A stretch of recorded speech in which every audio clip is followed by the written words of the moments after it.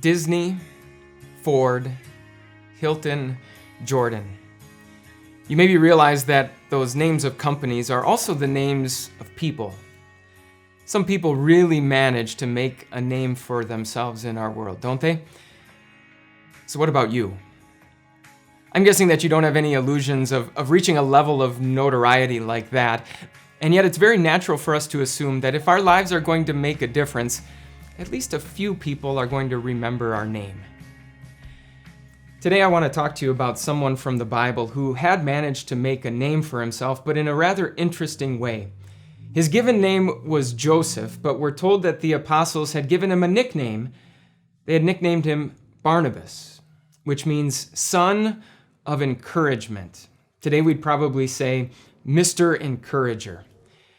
Now, when we think of someone who is an encourager, we usually think of someone who picks other people up, but it can also refer to someone who speaks up for other people, someone who is an advocate. And on one occasion in particular, Barnabas proved himself to be worthy of that name. You see, Barnabas and the Apostle Paul had already taken one missionary tour together, along with a man by the name of John Mark. But on that first missionary tour, John Mark, for some reason, had deserted them. And so when it came time for Paul and Barnabas to take another missionary tour, Paul wanted nothing to do with John Mark. But Barnabas spoke up for him. Barnabas defended him. Barnabas served as his advocate. So here's what happened. Paul and Barnabas actually went their separate ways. The rest of the book of Acts is all about the Apostle Paul and the missionary travels that he took.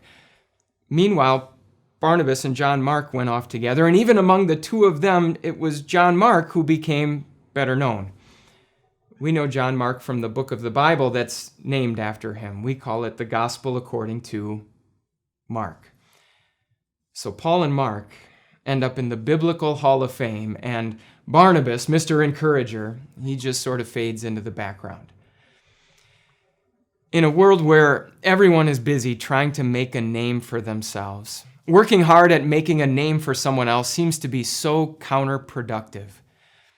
Working to include someone who usually gets left out. Working to make sure that everyone on the team receives credit when the project is complete or the game is over. Working to defend someone who is being criticized.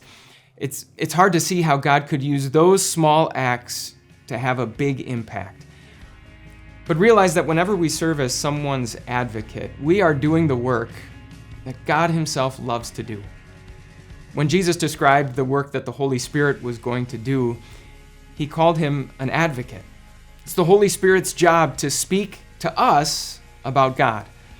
And when the Bible talks about the work that Jesus is doing right now up in heaven, it calls him our advocate. It's Jesus' job to speak to God about us.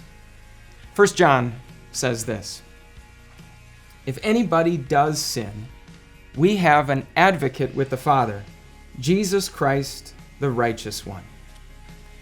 Speaking up for others is the business of God. It's what he loves to do.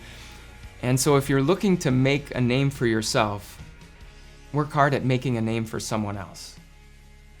Did you enjoy this video? If so, we would love to share even more Jesus with you, even if you have a busy, on-the-go kind of life. Just click here, and you can find the audio version for this podcast, along with all the other podcasts that Time of Grace offers.